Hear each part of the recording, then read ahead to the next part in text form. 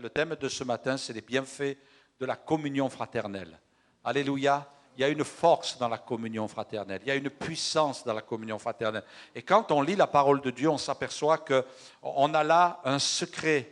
Quelquefois, on cherche la victoire, on cherche à aller plus loin, on veut grandir avec le Seigneur, on veut progresser. Et puis, on a raison. On a raison.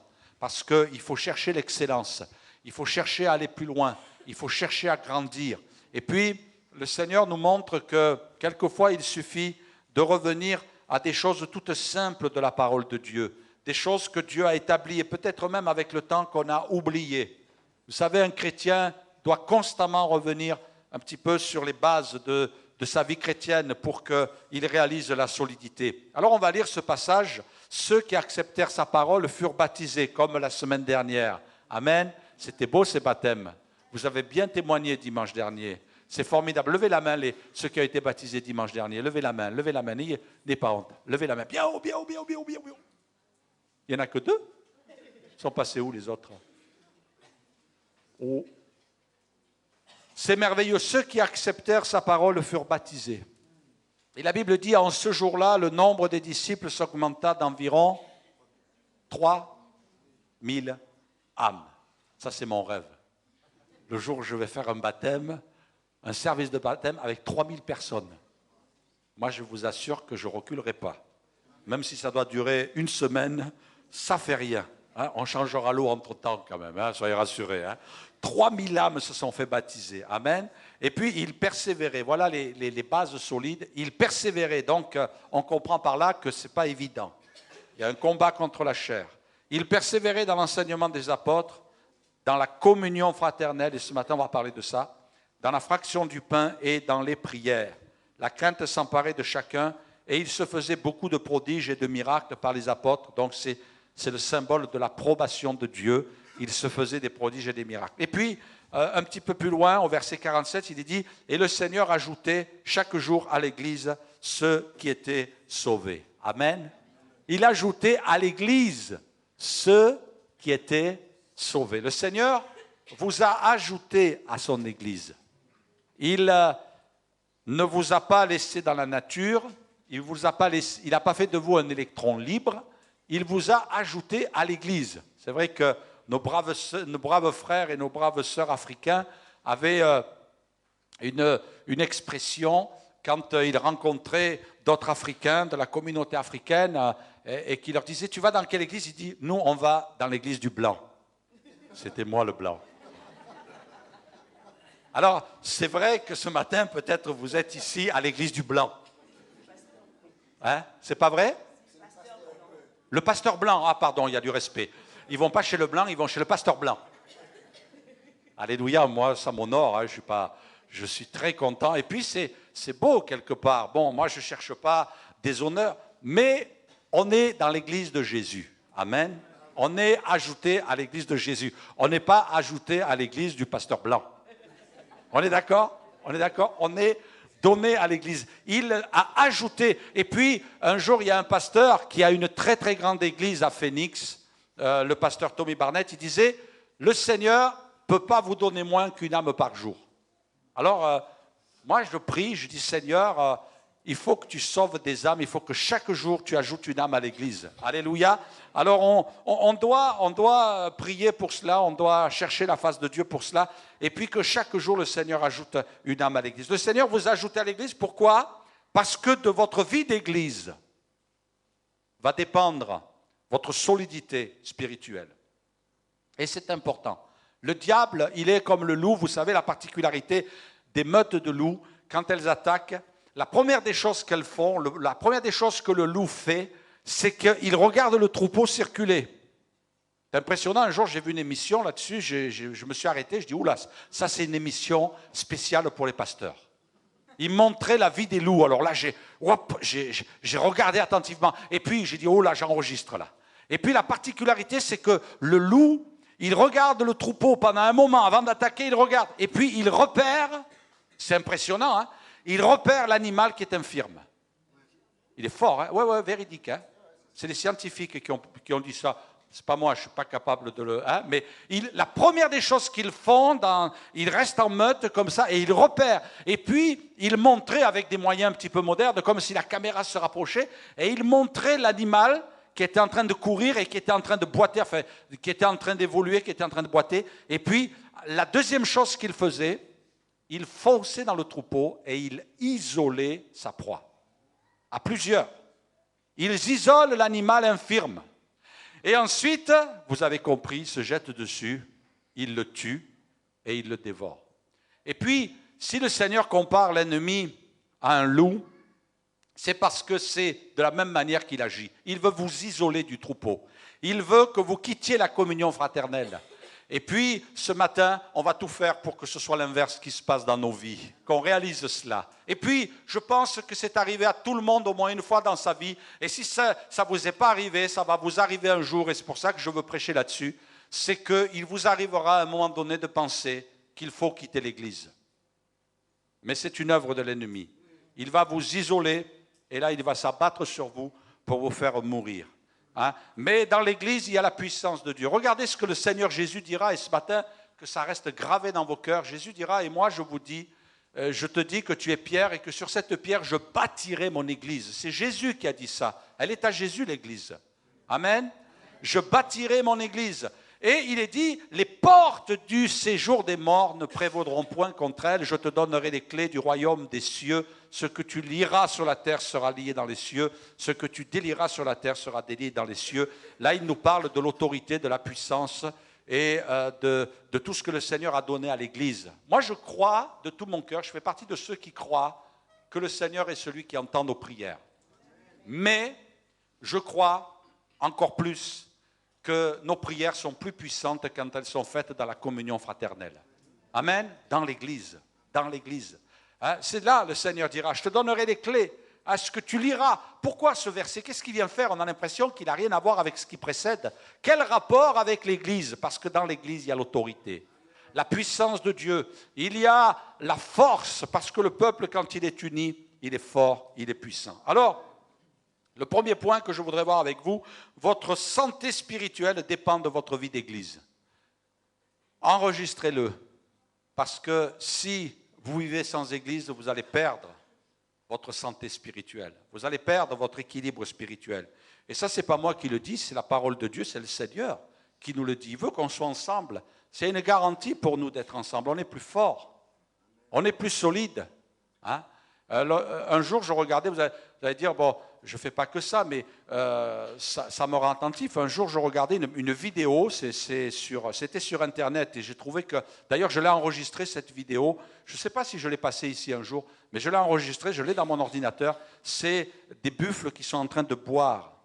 Ils sont en train de boire, et puis, tout d'un coup, il y a des lionnes qui viennent attaquer. Je crois qu'elles sont au nombre de 3.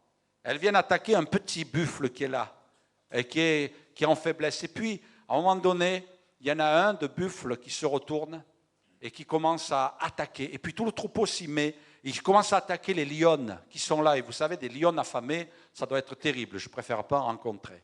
Mais ils se sont tous mis ensemble. Et finalement, ils ont commencé à les charger, mettre des coups de corne, des coups de tête. Ah, c'est bien ça, ça devait être vraiment des buffles marseillais, ça. Et puis, ils ont tapé tant qu'ils ont pu. Et puis finalement, vous savez ce qui s'est passé? C'est que même, il y en a un qui a mis ses cornes dessous la lionne, elle a relevé la tête, elle est partie, elle a voltigé. Et puis finalement, ils ont abandonné. Le petit buffle a été sauvé. Amen. Est-ce que ce matin, il y a un petit buffle dans l'église? Un petit buffle qui se sent en danger? Là, on va se battre pour toi. Amen. On va se battre pour toi. On ne va pas te laisser dans les difficultés, on ne va pas te laisser dans les problèmes. On va prier pour toi, on prie pour toi. On passe du temps. Croyez-vous, mes amis, que quand on se met dans un temps de prière ou de jeûne et prière, ou que l'Église fait un temps de jeûne et prière, c'est parce que, eh bien, tiens, on se dit, ah, après tout, si on faisait un petit régime, ça nous ferait du bien. Non, on veut se battre. Et l'Église doit se battre. C'est notre santé. Regardez ce qu'il est écrit, qu'il est agréable, qu'il est doux pour des frères de demeurer ensemble. Car c'est là que c'est comme l'huile précieuse qui est répandue sur la tête, descend sur la barbe d'Aaron qui descend sur le bord de ses vêtements. C'est comme la rosée de l'Hermon qui descend sur les montagnes de Sion. Et car c'est là que l'Éternel envoie la bénédiction, la vie pour l'éternité. Le Seigneur envoie la bénédiction. Amen. Dis-le ce matin, dis-le, parce que c'est bon de le dire, hein? Confesse la parole. Le Seigneur envoie la bénédiction, alléluia. Il envoie la bénédiction. Est-ce que tu crois ce matin que la bénédiction est là? Elle est là, pas parce qu'on est des gens extraordinaires. Nous, on est des gens ordinaires, le Seigneur est extra, alors on est extraordinaire. Amen. Et on croit dans la puissance de Dieu. Et puis, c'est l'équilibre. Hein? C'est l'équilibre. La Bible dit, il a donné à l'Église. C'est le verset suivant. Il a donné les uns comme apôtres, les autres comme prophètes, les autres comme évangélistes, les autres comme pasteurs et docteurs. Pourquoi? Pourquoi? Hein? Pourquoi il a donné tout ça? Pour le perfectionnement des saints, en vue de l'œuvre du ministère et de l'édification du corps de Christ, jusqu'à ce que nous soyons tous parvenus à l'unité de la foi et de la connaissance du Fils de Dieu, à l'état d'homme fait, à la mesure de la stature parfaite de Christ, afin que nous soyons plus des enfants, flottant et emportés à tout vent de doctrine, par la tromperie des hommes, par leur ruse, dans les moyens de séduction, mais que professant la vérité dans la crainte, nous croissions à tous égards en celui qui est le chef, Christ. Amen. Amen. Le Seigneur ne veut pas que tu sois, tout à l'heure j'ai employé cette image, un électron libre. Il ne veut pas que tu partes dans tous les sens, que tous les 4 matins tu cours, tu ailles à droite, à gauche, que tu cherches la puissance, que tu cherches la bénédiction. Je me rappelle cet homme un serviteur de Dieu en Afrique, que le Seigneur a utilisé d'une manière remarquable pour permettre à l'œuvre de Dieu de prospérer, de grandir. Et puis, j'ai été attentif un jour dans une rencontre de leaders, c'est le pasteur Carambéry, et il disait que il était toujours en train de courir de partout, il prenait l'avion, il allait dans un pays, dans un autre, et il cherchait la bénédiction. Et un jour, sa femme, qui maintenant est auprès du Seigneur, sa femme lui a dit, mais mon chéri, arrête de courir. Alors il dit, je veux la puissance, je veux le power, je veux la puissance. Alors il courait, il allait, il cherchait. Et puis vous savez ce qui s'est passé, c'est que sa femme, elle a dit, mais tu perds ton temps. Ah! Et puis un jour, il en avait marre de voyager. Et il a dit, il s'est rapproché de sa femme, et sa femme lui a dit, la puissance, le power, tu vas le rencontrer ici dans la maison. Moi, ça m'a impressionné. Et puis, il était un matin tôt réveillé par le Seigneur, et puis il s'est mis dans le salon, il s'est mis à prier. Et le Seigneur l'a visité. Et ça a été le début d'un réveil formidable. Dieu a béni son Église. Et puis même, on l'a pris pour un fou, parce qu'avec les frères, il commençait, il disait, voilà, on va construire là, on va construire là. Et puis, les frères du conseil, ils se mettaient en comité, et puis ils discutaient en disant, mais qu'est-ce qui est arrivé à notre pasteur? Mais on n'a pas d'argent, on n'a pas de sous. Et puis, ils venaient au milieu, ils disaient, oui, mais Dieu va nous donner l'argent. Et puis, Dieu a fait un réveil dans son pays. Alléluia. Moi, ça ne me fait rien que vous me preniez pour un fou à partir du moment où le réveil vient. Mais enfin, maintenant, je vous rassure, hein, ce n'est pas parce qu'on est fou que ça vient. Hein, parce que quelqu'un disait que Dieu ne travaillait pas avec les fous, il travaillait avec les hommes de foi. Amen. Oui. Courez pas à droite, à gauche. Allez pas chercher la bénédiction avec des raccourcis. Dieu vous invite à venir dans sa maison. Et puis, ma prière, moi, c'est que nous soyons une église équilibrée. Une église qui marche dans la vérité, qui marche dans la sainte doctrine. Et puis, vous savez, depuis quelque temps, je ne sais pas si ça va concerner quelqu'un ce matin, mais je voudrais vous inviter à prier pour ça. Mais depuis quelque temps, je prie. Je ne sais pas pourquoi j'ai un fardeau sur mon cœur. Et puis, ce n'est pas mon habitude. C'est la première fois que ça m'arrive de prier comme ça en 30 ans de ministère, de demander au Seigneur en disant, Seigneur, s'il y a des brebis qui sont entre les mains de gourous, qui sont trompés, qui cherchent ta face, Seigneur, je te prie une chose, je te demande une chose, arrache-les et envoie-les dans ta maison. Amen. Et je prie pour ça. Et puis peut-être ce matin, quelqu'un est concerné. Il faut que tu ne sois pas entre les mains de gourous. Parce qu'il y a des gens qui aiment prêcher. Il y a des gens qui aiment l'estrade. Il y a des gens qui aiment avoir des gens sous leur coupe. Et ils veulent que ça. Il n'y a que ça qui les intéresse. Mais là, quand on se trouve entre des mains de gens comme ça, on est en danger, mes amis. On est en danger. Vous êtes en danger. La brebis est en danger. Parce que les gens veulent exercer un pouvoir sur vous. Mais je peux vous assurer d'une chose. C'est que quand Dieu appelle quelqu'un, eh bien, il sent le fardeau. Et il a tendance même à se reculer en disant, Seigneur, non. Et puis le Seigneur dit, oui, je t'appelle, obéis. Et puis, comme disait l'apôtre Paul, c'est une nécessité. Ça m'est imposé par Dieu que de prêcher la parole. Et puis Dieu nous invite à cela. Soyez dans une église qui va vous prêcher la parole avec équilibre, même si ça ne correspond pas toujours à ce que vous attendez vous. Mais l'important, c'est ce qui est écrit dans la parole de Dieu. J'aimerais vous afficher cette photo. Reste branché avec le Seigneur. Amen. Reste relié, reste connecté avec le Seigneur. Et si tu veux être connecté avec le Seigneur, il faut que tu prennes la parole de Dieu et que tu aimes la parole de Dieu et que tu persévères dans la parole de Dieu. J'aimerais vous donner une petite parabole ce matin. C'est la parabole du séquoia géant. Est-ce que quelqu'un connaît le séquoia géant? Je pense qu'on n'en a pas. Vous connaissez très bien. On va vous afficher cela. Le séquoia géant, alors je vais vous le lire, mais vous l'avez écrit. Il est tout simplement l'arbre le plus volumineux de la planète. Il peut faire jusqu'à 85 mètres de hauteur, 6 à 8 mètres de diamètre. Il peut être haut de 83 mètres. C'est bon pour faire le saut à l'élastique, hein? Mais mesurez bien quand même. Pour une conférence de 30 mètres, il a un volume de 1400 mètres cubes, une masse estimée à 2100 tonnes. D'accord? Ne plantez pas, s'il vous plaît, un séquoia dans votre jardin. D'accord? Ne plantez pas un séquoia dans votre jardin. Regardez la graine de séquoia. La graine de séquoia avec une pièce de 10 centimes d'euros. Elle est petite. Hein? Elle est petite. Et puis regardez la grandeur d'un séquoia. Il y a plus grand. Il y a plus grand. D'accord? Et puis, ce que vous ne savez pas sur cet arbre, c'est qu'il a une particularité. Il a une faiblesse. Mais une faiblesse qui fait sa force. On va passer la diapo suivante. C'est qu'un séquoia, eh bien, il est vulnérable. Il est vulnérable. Parce que ses racines restent en surface. Elles ne pénètrent pas dans le sol. Mais vous savez ce qui donne de la force au séquoia? Vous savez pourquoi ils restent plantés? Parce que la particularité de ces arbres, c'est que leurs racines s'étendent et elles vont chercher un autre séquoia pour que les racines s'entrelacent entre elles. Impressionnant, hein, la parabole du séquoia. Ce n'est pas dans votre Bible, hein, mais c'est une belle parabole. Les racines s'entrelacent et c'est ce qui donne de la solidité. Lui, malheureusement, il est l'image du chrétien qui vit seul. La tempête a soufflé, il est tombé.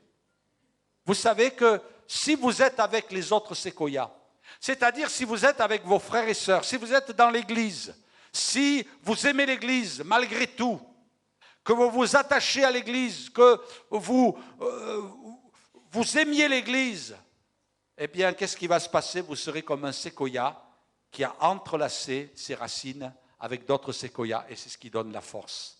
C'est la particularité de cet arbre. Et je crois qu'il est une bonne leçon pour le peuple de Dieu, parce que dans l'Église, il y a la puissance de Dieu, il y a la sécurité, il y a l'équilibre. Oh, il est marqué dans la parole de Dieu, qui est celle qui apparaît comme l'aurore, belle comme la lune, pure comme le soleil, mais terrible, alléluia, comme des troupes sous leur bannière. J'aimerais vous parler maintenant un petit peu, aller plus loin, sur la puissance de la communion fraternelle. La puissance de la communion fraternelle. Jésus dira, je vous le dis en vérité, tout ce que vous lirez, voyez, on revient sur ce passage, tout ce que vous lirez sur la terre sera lié dans le ciel et tout ce que vous délirez sur la terre sera délié dans le ciel. C'est-à-dire, c'est l'image du combat spirituel, mais c'est aussi l'image de notre foi que Dieu reçoit. Je vous dis encore que si 2 d'entre vous s'accordent sur la terre pour demander quelque chose, elle leur sera accordée par mon Père qui est dans les cieux, car là où 2 ou 3 sont assemblés en mon nom, je suis au milieu d'eux. Est-ce que ce n'est pas de l'Église dont il est question ici? Amen. De l'Église, hein? Ne fuyons pas la communion fraternelle. Moi, je vais vous dire une chose, mes frères et sœurs. Il y a des victoires, il y a des bénédictions. Le Seigneur nous le dira dans le ciel. On les a obtenues que dans l'Église. Ouais. Alors vous allez me dire, mais alors ça veut dire quoi? Ça veut dire que si je suis isolé, que je ne peux pas... Il y a des raisons et puis le Seigneur les connaît. Mais si on s'isole volontairement, on va régresser. On va perdre la puissance de Dieu. J'aimerais vous donner une troisième parabole, ou quatrième, je ne sais pas, je vous ai donné la parabole des loups, je vous ai donné la parabole des buffles, je vous ai donné la parabole des cycoïas géants. J'aimerais maintenant vous donner la parabole des flocons de neige. C'est beau les flocons de neige. Est-ce qu'il y en a qui veulent compris pour que le 25 décembre, il neige? Ah, combien c'est beau la neige. Est-ce que quelqu'un, ce matin, moi je sais, si vous me voyez quand il neige, vous allez dire le pasteur, il est impressionnant. Je regarde la grosseur du flocon de neige. Et puis, je regarde tomber ces bouts de coton. Mais ce matin, j'ai une question à vous poser, que je me suis posée. Combien ça pèse un flocon de neige? Alors vous savez quoi? Je me suis posé cette question et puis je suis allé chercher sur Internet. Je suis allé voir Google et puis je lui ai posé la question. Ben, vous savez quoi? Il ne m'a pas répondu. Je n'ai pas trouvé. Si quelqu'un trouve, ça m'intéresserait parce que je voudrais le noter. Mais enfin, vous allez me dire, ça dépend de sa grosseur. Mais combien ça pèse un flocon de neige? Ah ouais, sûrement qu'un jour, vous avez reçu un flocon de neige et vous l'avez eu dans votre main, vous l'avez examiné. Alors regardez, c'est des vrais flocons de neige. C'est des vrais. Ils sont quand même différents. Et il semblerait, alors là, je n'ai pas examiné, mais d'après les scientifiques, parce qu'il y a des gens, vous savez, ils sont payés cher pour examiner les flocons de neige. Eh bien, d'après les scientifiques, il n'y a aucun flocon de neige qui est identique. Vous le saviez, ça? Aucun, dans tout ce qui tombe. Eh bien, ce matin, j'aimerais vous apporter la parabole du flocon de neige. Et la parabole du flocon de neige, c'est que chacun, pour notre part, nous sommes un flocon de neige. Ah ouais. Tu l'avais jamais entendu, ça? Un pasteur à Godu nous a dit qu'on avait une tête de flocon de neige. Vous n'avez jamais entendu celle-là? Ben oui, mais chacun, pour notre part, nous sommes un flocon de neige, c'est-à-dire que on pèse pas lourd. On pèse pas lourd. Vous voyez, un flocon de neige, vous soufflez, paf, il s'envole. Il n'y a pas d'apparence évidente dans le flocon de neige. Tu es un flocon de neige, je suis un flocon de neige, et puis un flocon de neige tout seul. Mais quand la particularité est de ma parabole ce matin, c'est que quand les flocons de neige sont réunis ensemble, ça fait des dégâts. Vous avez remarqué? Alors on va passer quelques diapositives ce matin. Regardez ce qui se passe quand des flocons de neige se mettent ensemble. Ça bloque les routes. Les camions qui pèsent plusieurs tonnes, ils ne peuvent plus avancer. Des flocons de neige. Tout seul, il ne fait rien, le flocon de neige. Mais quand ils sont ensemble, on va passer à la diapo numéro 2. Regardez, tout est bloqué. Surtout en France. Mais soyez rassurés, moi j'ai de la famille dans le Midi. Quand il tombe des flocons de neige à Marseille, c'est encore pire qu'à Limoges. C'est sinistré. Regardez, les gros avions sont cloués au sol. Des flocons de neige ensemble. Regardez des toitures qui s'effondrent. Des flocons de neige qui sont ensemble. Et laissez-moi la dernière pour le plaisir. Des piliers s'écroulent parce que la neige est tombée. Le poids, les flocons de neige qui sont ensemble. Moi, c'est une parabole qui me bénit ce matin. Tu sais que nous sommes une menace quand nous sommes ensemble. Il y a une puissance, une force. Tout seul, tu ne peux pas grand-chose. Amen.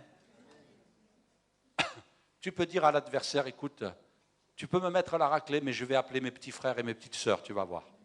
On va venir ensemble te combattre. C'est bon quand l'Église combat. Parce que là, l'adversaire, il ressemble à ce pilier. Tu le réalises ce matin? La communion fraternelle. Et puis, laissez-moi, ce matin, j'ai à cœur cela aussi. Regardez la diapo suivante. C'est un petit papy, vous le voyez? Il a l'air... il a été l'objet d'une autre parabole, ce petit papy. Et puis, on se dit quelquefois, vous savez, il y a cette expression, je suis trop jeune, je suis nouvellement converti, je suis trop faible, ou alors peut-être on pourrait même dire je suis trop vieux. Alors ce matin, avec tout le respect que je dois aux personnes âgées, quelquefois on entend des frères âgés, des sœurs âgées nous dire « Pasteur, vous comprenez, j'ai plus la force d'avant. » Et c'est vrai, ils ne peuvent plus vivre la manière dont ils ont vécu. Mais j'aimerais vous dire que nous, si on a cette image, quelquefois, par rapport à l'âge, ou à la faiblesse, ou à la fatigue, aux soucis, peut-être une période de la vie, mais j'aimerais te dire, voilà comment le diable te voit. On va passer à la diapo suivante. Vous voyez, regardez l'ombre. C'est que le petit papy, il a une canne, mais le diable voit quelqu'un d'armé jusqu'aux dents. Soldat une fois, soldat toujours. Amen. Est-ce que tu réalises ça ce matin? Toi, tu te vois peut-être faiblissant, tu te vois fatigué, tu te vois peut-être passant par des moments difficiles. Vous avez remarqué, quelquefois, hein, moi je suis impressionné, hein, je ne vais pas vous dire mon poids, je ne vais pas vous dire ma taille, mais je me dis, quelquefois, avec les forces apparentes, eh bien, il suffit d'un petit virus pour que ça me cloue au lit. C'est un tout petit virus, même on ne le voit pas, mais ça vous met par terre. Et puis, si vous êtes quelqu'un en bonne santé, ça vous couche. Hein? Quelquefois, un petit truc, hop, et puis vous ne pouvez plus bouger. Mais j'aimerais te dire, mon frère, ma sœur, même si la faiblesse est là, tu restes un soldat. Et tu ne dois pas laisser les armes. Tu ne dois pas abandonner le combat. Tu ne dois pas dire à l'adversaire, je suis affaibli. Non, le Seigneur t'a placé dans l'église. Et puis dans l'église, il y a des jeunes enfants, il y a des adolescents, il y a des jeunes, il y a des personnes de tous âges, il y a des personnes âgées, mais chacun pour notre part, nous sommes des guerriers.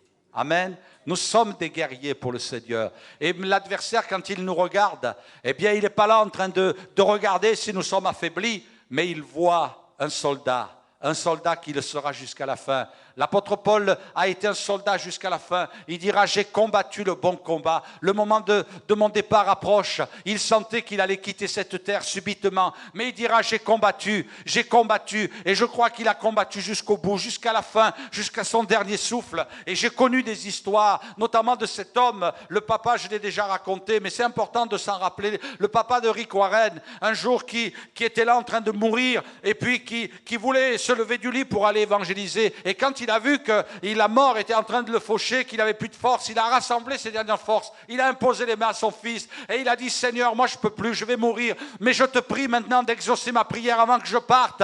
Fais de mon fils quelqu'un qui va sauver des âmes. Fais de mon fils quelqu'un qui va être un pasteur d'une grande église. Et peut-être que lui ne l'a pas forcément réalisé à ce moment-là, mais Dieu a exaucé sa prière et Dieu a fait de cet homme un homme influent. Et je crois que nous avons besoin de réaliser que jusqu'à la fin, Dieu veut faire de nous des guerriers qui vont bénir les autres, qui vont apporter la bénédiction à l'église de Jésus pour qu'elle soit puissante. Moi, je crois de tout mon cœur, je fais partie de ces pasteurs, je ne sais pas quand le Seigneur reviendra, mais je veux qu'il me trouve toujours les armes à la main jusqu'à ce qu'il me reprenne, jusqu'à ce qu'il revienne, parce que je veux le glorifier, je veux le servir. Est-ce que ce matin, il y a un chrétien qui veut dire, oh non, je ne vais pas regarder ma canne, je ne vais pas regarder mes faiblesses, je ne vais pas regarder ma fragilité, mais je vais regarder les armes que le Seigneur a mis en moi. Quelqu'un devrait dire Amen ce matin.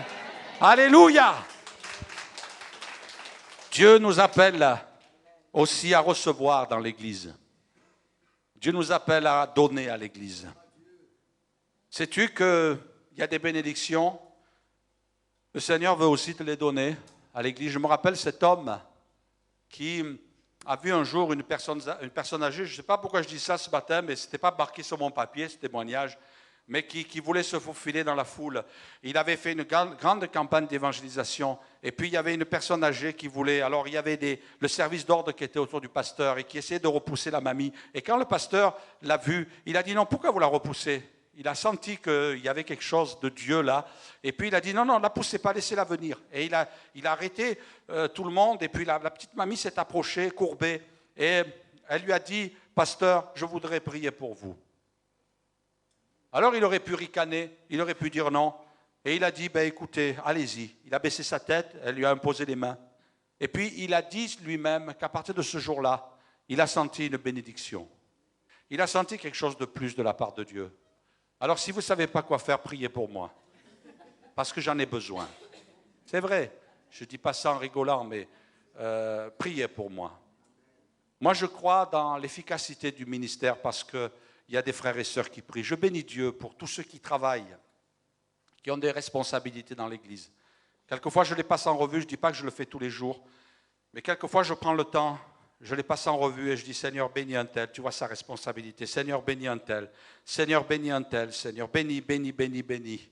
Je prie pour vous qui travaillez dans l'Église, pour vous qui êtes des instruments entre les mains de Dieu. Et quelque part, je sais, et je dirais même, non seulement je sais, mais je sens.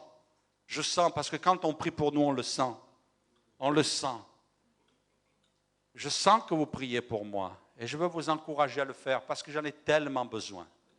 Moi, je n'ai pas besoin de vos critiques. Je n'ai pas besoin que vous disiez, le pasteur Aguedu, il n'a pas ceci, il n'a pas cela. Mais je le sais, ce que je n'ai pas. Vous inquiétez pas, vous n'avez pas besoin de me le dire. Mais ce que j'ai besoin, moi, ce n'est pas de vos critiques, ce n'est pas de dire il n'a pas ceci ou il n'a pas cela. Moi, ce que j'ai besoin, c'est que vous priez pour moi, pour que ce que je n'ai pas, je puisse l'avoir. Amen. Je crois que c'est important. Et puis, ça fait du bien. Et puis, on prie pour vous. On prie aussi pour vous, pour que Dieu vous bénisse. La Bible dit, et c'est l'apôtre Paul qui leur dira, je n'ai désiré ni l'argent, ni l'or, ni les vêtements de personne. Vous savez vous-même que ces mains ont pourvu à mes besoins et à ceux des personnes qui étaient avec moi. Je vous ai montré de toute manière que c'est en travaillant qu'il faut soutenir les faibles et se rappeler les paroles du Seigneur qui a dit lui-même, il y a plus de bonheur à donner.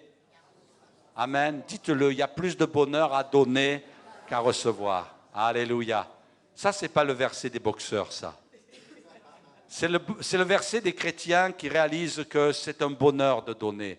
Souvent, nous venons à l'église pour recevoir. Et puis, on reçoit. Amen.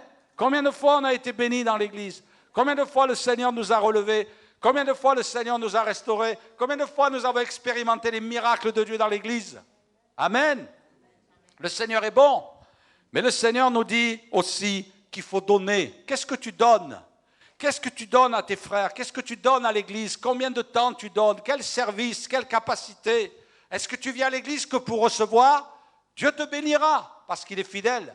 Mais Dieu te dit aussi, il faut que tu viennes à l'église pour donner. Qu'est-ce que tu peux donner? Amen. Moi, je crois que le Seigneur dans son ciel veut nous regarder et dire, bon, qu'est-ce qu'elle va donner? Qu'est-ce qu'ils vont donner, les frères et sœurs? Qu'est-ce qu'ils vont donner? Quelle est la partie qu'ils vont me donner pour me servir? Se donner les uns aux autres. Moi, j'ai bien aimé une parole d'Albert Einstein qui disait, la valeur d'un homme tient dans sa capacité à donner et non à recevoir. Ce n'est pas un verset de la Bible, mais quelque part, il y a des gens qui ont compris. La capacité à donner. Est-ce que tu as une capacité à donner? Il y a des besoins dans l'Église, il y a des services dans l'Église, il y a des ministères dans l'Église. Oh, c'est bien beau, c'est vrai qu'on ne peut pas tous répondre à tous les besoins, mais Dieu nous a donné à chacun des capacités. À chacun, il nous a donné des dons. Il ne nous a pas donné des capacités pour qu'on brille devant les autres. Il ne nous a pas donné des capacités pour qu'on se mette en valeur. Parce qu'il y a un principe, la Bible dit que celui qui s'élève, Dieu l'abaisse. Mais celui qui s'abaisse, Dieu l'élève. Alors il ne vaut mieux pas briller dans l'église.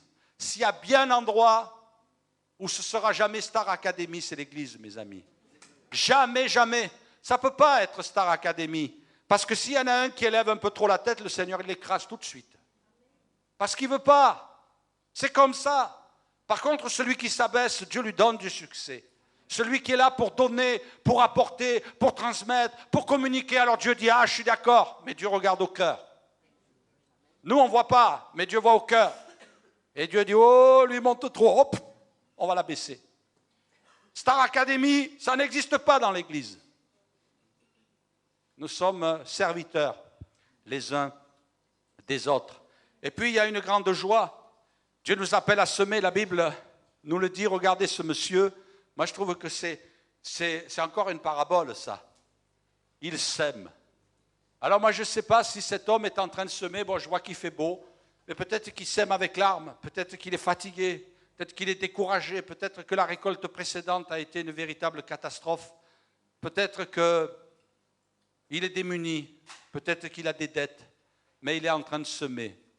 Et puis Dieu nous dit sème, sème, sème, sème. Parce que ce que tu sèmes, un jour tu vas le récolter. Je pense que quand on va vous passer la diapo suivante, quand on va arriver dans le ciel, on va voir toutes les semences qu'on aura apportées à terre.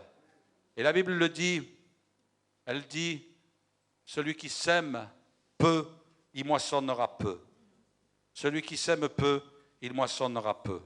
Mais celui qui sème abondamment, il moissonnera abondamment. Soyons des semeurs. Est-ce que ce matin, il y a des frères et des sœurs qui vont se lever et dire jusqu'à maintenant, je suis toujours venu à l'église pour recevoir. Mais peut-être qu'il est important ce matin que je me lève pour donner. Parce que si tu viens que pour recevoir, il va arriver un moment où tu ne pourras plus recevoir. Parce que tu seras plein à bloc. Et le Seigneur dira, mais je ne peux plus te bénir, tu es plein à bloc. Mais si tu réalises qu'il faut donner, alors là, tu vas découvrir que tu vas répandre ce que Dieu t'a donné. Et alors tu vas être rempli à nouveau. Quelquefois, il y a des vies chrétiennes qui s'assèchent. Il y a des vies chrétiennes qui sont en danger parce qu'il n'a pas compris qu'il fallait donner. Et Dieu te dit, donne, parce qu'il y a plus de bonheur à donner qu'à recevoir. Amen. Et je termine. Merci pour votre patience ce matin. Je vais inviter les musiciens à se préparer. J'aimerais vous dire, le dernier, je me suis vraiment posé la question pour ce point-là. Je me suis dit, est-ce que je vais terminer avec un point négatif? Ben non, il est très positif. À la recherche de l'Église parfaite. Je crois que, inconsciemment, nous recherchons tous l'Église parfaite. Vous est jamais arrivé de dire, Seigneur, mon Église dans laquelle je suis, elle a tellement de défauts. Quelquefois, les gens, moi je suis impressionné parce qu'il y a quelquefois des frères et sœurs qui arrivent à l'Église et ils sont là, ça fait quelques semaines, et puis c'est beau de les entendre. Attention, ce n'est pas une critique, mais ils disent, oh, votre Église, elle est belle. Alors dans ma tête, vous savez ce que je dis? Ben, tu ne la connais pas. Parce que tu vas vite te déchanter. Et puis, je ne le dis pas par rapport à Limoges, c'est toutes les églises qui sont comme ça. Il n'y a pas d'église parfaite. Il y a un moment, tu vas te déchanter. Et puis, je vois des visages là, mais vous êtes expressifs, allez les moujots. Hein. Il y a des visages qui me disent, oui, pasteur, c'est vrai, ça m'est arrivé, ça, je déchante depuis longtemps. Mais tu vas déchanter longtemps, tu vas déchanter jusqu'à ce que le Seigneur revienne. Et pourtant, le Seigneur dira, il dira dans sa parole, celui qui se tient à l'écart cherche ce qui lui plaît, il s'irrite contre tout ce qui est sage. Il y a une église qui a mis une pancarte, on va vous l'afficher. Vous voyez, il y a marqué église évangélique. Alors il y a marqué Jean parfait s'abstenir, ne pas venir. Alors je ne sais pas si je vais la mettre cette pancarte. Jean parfait s'abstenir, ceci est un endroit seulement pour ceux qui admettent qu'ils sont pécheurs, qu'ils ont besoin de la grâce et qui veulent grandir. Eh ouais. Les gens parfaits, eh bien, il n'y en a pas ici. Pas chercher. Il n'y a pas de gens parfaits. La Bible dit, dans l'Épître aux Hébreux, n'abandonnons pas notre assemblée.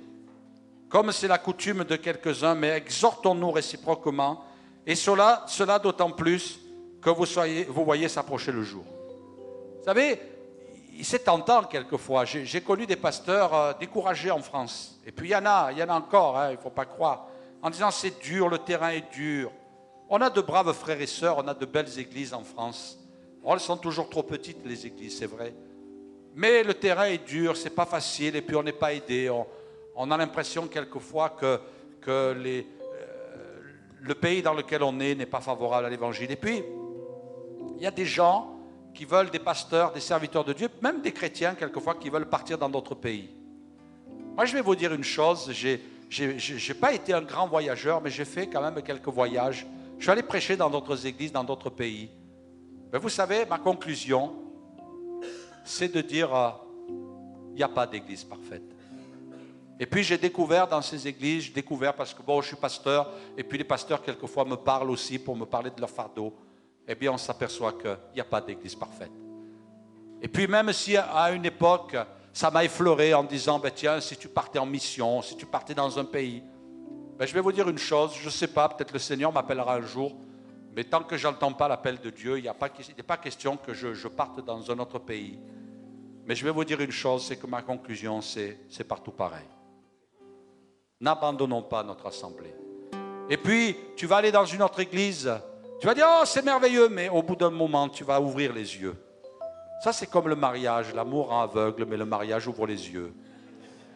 C'est pareil, c'est la même chose. C'est pas moi qui l'ai dit, hein, soyez rassurés. Mais c'est vrai qu'on peut se dire, oh, c'est beau, c'est la lune de miel, c'est merveilleux. Ouais, attends un petit peu. Et puis tu vas voir. Il paraît que les couples qui ont bâti leur foyer sur le coup de foudre, ça ne tient pas plus de 3 ans. Aujourd'hui, les spécialistes le disent, il faut que l'amour subisse une transformation pour que cet amour coup de foudre devienne un amour qui va s'enraciner. Parce qu'il faut aller plus loin. Et il y a des gens, ils vivent sur des coups de foudre avec l'Église. Ils veulent des coups de foudre. Ils veulent des grands coups. Mais il y a un moment où les coups de foudre, ça c'est fini. Et puis, ça n'altère pas l'amour. Regardez ce que dira Rick Warren, un pasteur aux États-Unis qui a une très grande église. Les gens sont déçus par l'église pour bien des raisons compréhensibles. La liste pourrait être assez longue. Conflits, blessures, hypocrisie, négligence, mesquinerie, légalisme ou autre péché. Ben ouais, l'église de Limoges, elle est comme ça. Je suis désolé, on ne peut pas faire mieux. Mais toutes les églises sont comme ça. Toutes les églises ont des conflits. Toutes les églises ont des gens qui blessent. Toutes les églises ont des hypocrites. Ben oui, mes frères et sœurs, il y a des hypocrites partout. Il y a de la négligence, des mesquineries, du légalisme. Il y a des gens, ils n'aiment pas qu'on chante. Il y a des gens, ils veulent qu'on chante. Il y a des gens, ils veulent qu'on prie. Il y a des gens, ils ne veulent pas qu'on prie. Alors, mais il est dit plutôt que d'être choqué, surpris, nous devons nous souvenir que l'Église est composée de vrais pécheurs. Mes frères et sœurs, dans cette Église, il y a des vrais pécheurs. Nous sommes tous de vrais pécheurs, dont nous faisons partie, parce que nous sommes pécheurs. Et nous nous infligeons des blessures les uns aux autres, parfois intentionnellement et parfois sans le vouloir. Mais au lieu de quitter l'Église, nous devons rester, trouver une solution, si c'est possible. Plutôt que la fuite, la réconciliation est le chemin vers l'acquisition d'un caractère plus solide et d'une communion fraternelle plus profonde. Divorcer de votre Église au premier signe de déception ou au premier faux bond est un signe d'immaturité. Dieu a des choses qu'il veut vous enseigner, à vous et à d'autres aussi. En plus, il n'y a pas d'église parfaite. Il n'y a pas d'église parfaite. Il n'y a pas d'église parfaite vers laquelle vous pouvez vous enfuir. Il n'y a pas d'église parfaite. Cherche pas. Toute église a sa propre collection de faiblesses et de problèmes. Bientôt, vous serez à nouveau déçus. Et je voudrais vous lire aussi, j'ai été impressionné cette semaine, j'ai lu l'histoire d'un homme, Dietrich Bonhoeffer. Excusez si je n'ai pas l'accent allemand. C'est un pasteur allemand qui a été martyrisé. Il est mort, il a été exécuté par les nazis. Un Allemand qui s'est battu contre le nazisme et qui a protégé les Juifs à cause de sa résistance contre les nazis. Et il écrivit un classique, il a beaucoup écrit parce qu'il a été en prison, un peu comme Paul. Et pendant qu'il était incarcéré, il a écrit des livres. Et ce qui est terrible, je trouve, moi je suis en admiration devant des hommes comme ça. Il a été exécuté alors qu'il venait juste de se fiancer. Et puis, il s'est quand même battu, un petit peu comme Martin Luther King pour des domaines différents, mais il s'est battu. Et il dira, au sujet de la communion fraternelle, il dira la vie ensemble. C'est le titre de son livre. Dans cette œuvre, il suggère qu'être déçu par son église locale est une bonne chose. Si tu es déçu de ton église locale, c'est bien, parce que tu ouvres les yeux enfin. Un jour, tu seras déçu. Tu seras déçu par le frère ou la sœur qui est à côté, devant ou derrière. Et tu seras même déçu par le pasteur, parce que nous sommes de vrais pécheurs. Et nous sommes victimes de nos souffrances, de nos difficultés. Et il dira, c'est normal et c'est une bonne chose, car cela détruit les fausses attentes de perfection. Il doit y avoir une suite normalement. Plus vite on abandonne l'illusion qu'une église doit être parfaite pour qu'on l'aime, plus vite on arrête de faire semblant et on commence à admettre qu'on est tous imparfaits et qu'on a tous besoin de la grâce. Voilà le commencement de la vraie communauté. le commencement de la vraie communauté. Ce matin, tu dois te dire au fond de toi, l'église parfaite, elle n'existe pas. Nous serons parfaits quand nous serons dans le ciel. Et si quelqu'un t'a déçu, tu dois pardonner. Et tu dois dire, c'est l'être humain, il est comme ça. Malheur à l'homme qui s'appuie sur l'homme. Dieu nous invite à nous appuyer sur lui ce matin. Amen. Quelqu'un disait, Martin Luther King, laissez-moi terminer aussi par cette parole. Martin Luther King disait, nous devons tous apprendre à vivre ensemble, comme des frères, sinon nous allons tous mourir comme des idiots. On doit apprendre à vivre ensemble. Qu'il n'y ait pas de racisme parmi nous. Qu'il n'y ait pas de ségrégation, qu'il n'y ait pas de rejet. Parce que on n'est pas assez mûr, on est trop mûr. On n'est pas assez intelligent, on est trop intelligent. Seigneur, c'est l'Église de Jésus. La Bible dit, Marie, aimez vos femmes comme Christ a aimé l'Église. Moi, je n'ai pas le choix, je dois aimer l'Église. Parce que Jésus l'a aimé. Christ a aimé l'Église. Et puis, la Bible dit, et j'oublierai jamais ce verset, il s'est livré lui-même pour elle, il s'est donné, il est mort pour l'Église. Je dis souvent, j'ai eu du temps à réaliser ça, mais Jésus est mort pour l'Église aussi. Il est mort pour l'Église aussi. Et ce matin, tu dois réaliser jusqu'où Jésus est allé par amour pour son Église. Tu dois aimer l'Église. Et puis, même si cette notion de patriotisme n'existe plus aujourd'hui dans nos sociétés, eh bien, on doit être un patriote de l'Église. On doit être capable de mourir pour l'Église. Jusqu'où tu es prêt à aller pour l'Église? Est-ce que tu pleures pour l'Église? Est-ce que tu gémis pour l'Église? Est-ce que tu portes le fardeau de l'Église? Est-ce qu'il y a des choses qui sont lourdes à porter? Alors, c'est normal. C'est parce que le Saint-Esprit approuve ton cœur et il met des fardeaux pour que tu viennes les déposer à ses pieds. Il s'est livré pour l'Église. Et puis la Bible dit pour la sanctifier, pour la purifier, afin que cette Église paraisse devant lui. Un jour, elle va paraître glorieuse, sans tache, ni ride, ni rien de semblable, mais sainte et irréprochable, irrépréhensible. Tant que nous sommes sur la terre, il n'y a pas d'Église parfaite. Il y a une Église composée d'hommes et de femmes qui sont pécheurs. Un jour, le Seigneur m'a parlé dans un temps de prière. Et il m'a dit, toi qui es pasteur et qui fais des visites, quand tu vas dans un hôpital, qu'est-ce que tu t'attends à voir? Alors j'ai répondu au Seigneur, j'ai dit, je m'attends à voir des gens malades, des gens blessés dans le service des urgences parce qu'ils ont eu un accident.